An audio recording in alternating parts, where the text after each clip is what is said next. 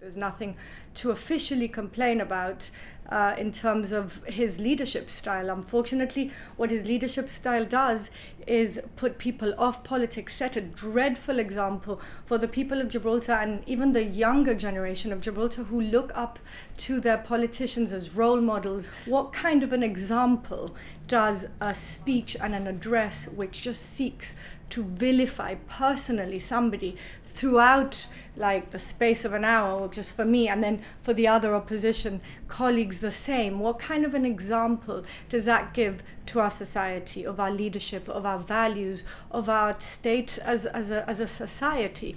And it's something that is typical language of psychological abusers, and it's something that where women find most affected to them. Women are known for being more self-critical, more self-aware, so it's something that can very easily creep into the psyche of people. Personally, I've learned to detect it, so it doesn't affect me in the same way, but it certainly worries me as to how that can affect others watching and trying to respect their leaders. The Chief Minister made it very clear that his opinion had nothing to do with gender. Are you the one that's making it about gender? Absolutely not. In fact, I don't feel put off by what he's done. What he has done has been deliberately designed to squash me. He has launched on an attack on the basis of the treatment of you're not worthy, you're useless, you're not bold enough, you're not strong enough, how could you ever be with powerful counterparts? He has made himself to be the arbiter of what is worthy in Parliament, and I have understood that his intention is to stop me, and I am not going to be dissuaded from continuing in my career simply because Mr Picardo has decided that I am worthless. This is exactly the treatment that psychological abusers throw, and this is why I say that women get most affected by this, because this is something that happens again and again, that creeps in, and it's a language that shouldn't be delivered by our elected representatives, because it sets a very bad example. I think that anybody would understand that. I've had many women and men contact me since the speech saying they actually felt like vomiting at the vitriol that came out of our Chief Minister's mouth. And at the end of it, he then says, this is not a personal attack. You have to choose a lane. You know what I mean? And he chose a lane, and it does affect women a lot because it is a very harsh, abusive language that he chooses. Not me, but I am here to make sure that our women and that our men understand that this is not that this is not respectful behavior, and this is not how you lead by example. And that for as long as I'm there, I'm going to try and keep constructive and reasonable and elegant, and that I will not be broken by this kind of tirade.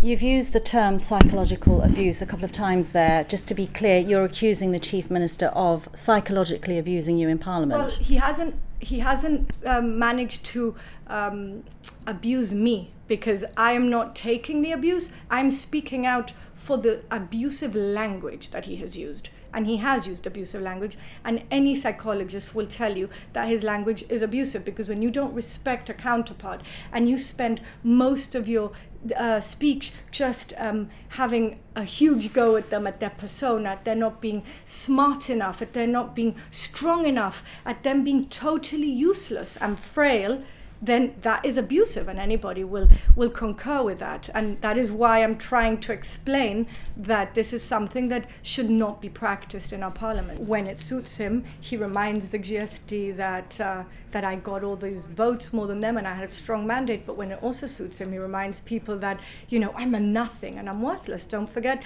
that I'm sitting on my own in a Parliament of 17 as the only MP from my party, shadowing every single portfolio, listening to constituents all day, available for people. And this is a challenging position, which I take with much honor and privilege.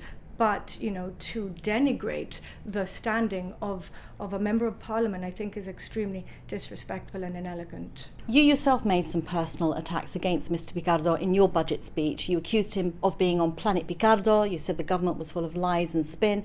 So isn't it fair enough that he should be allowed to have his reply to your budget speech?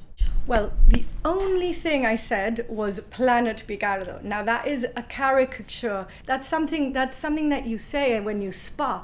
But to dedicate an entire speech at disarming, at disqualifying somebody's persona is absolutely abusive and a very different situation. And in the words of Joe Biden, lead not by the example of your power, but by the power of your example, which is the most important thing for any leader who has the responsibility to expose their values to a society. We all know that Gibraltar style of politics is very adversarial, so shouldn't you just develop a thicker skin and not let it get to you? Well, I've developed a thicker skin since I was 4 years old. Remember, I've grown up in politics, but I'm here to make sure that our women and that our men understand that this is not that this is not respectful behavior, and this is not how you lead by example. And that for as long as I'm there, I'm going to try and keep constructive and reasonable and elegant, and that I will not be broken by this kind of tirade.